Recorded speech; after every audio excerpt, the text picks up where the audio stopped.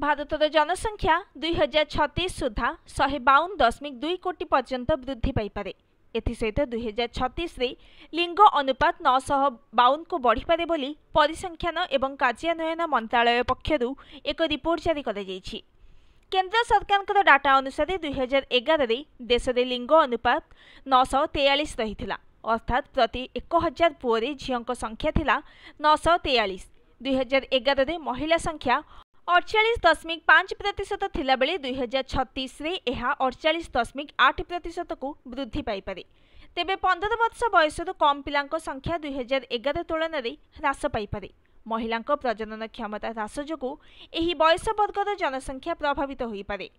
अन्य पक्षरे 60 वर्षरु अधिक वयस्कों संख्या आखे दृश्य भाव में बढ़िपारे बोली रिपोर्ट रे आकलन कर 2016 रु 2020 मध्य 20 रु 24 वर्ष एवं 25 रु 29 वर्ष बयस वर्ग एज स्पेसिफिक फर्टिलिटी रेट बा निर्दिष्ट बयस प्रजनन हार यथाक्रमे 135.4 रु 113.6 एवं 166.6 रु 139.6 को ह्रास पाई। 35 रु 39 वर्ष बयस वर्ग पाई ASFR 32.7 रु बढ़ी 35.6 होईछि। एथिरु जଣା पड़ुछि जे महिला माने उत्तम जीवन यापन आरंभ करिबा परे परिवार संप्रसारण कथा चिंता करुछंती। ASFR एक विशिष्ट बयस वर्गर महिलांक मध्यरे सेही बयस वर्गर प्रति 1000 महिलारे जन्म होइतबा एवं जीवित शिशुंक संख्या भावरे परिभाषित होइथाय। 2020 रे निरक्षर जनसंख्या मध्य किशोर प्रजनन हार 33.9 थिबा बेले साक्षर जनसंख्या मध्य एही हार 11.0 रही बोली मध्य कहा जायछि।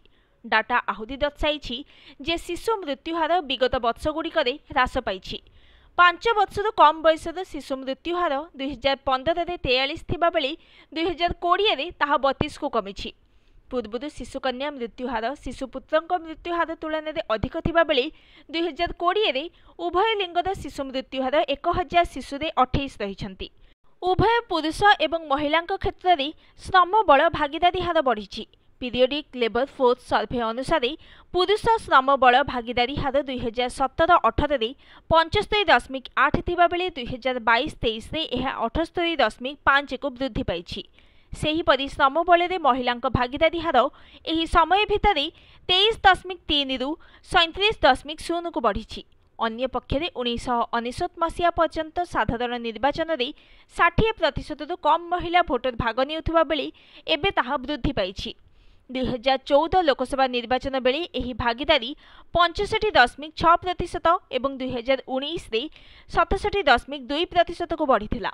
सेहीपरि वाणिज्य कारोबार क्षेत्र में मध्य महिला भागीदारी बढ़ी।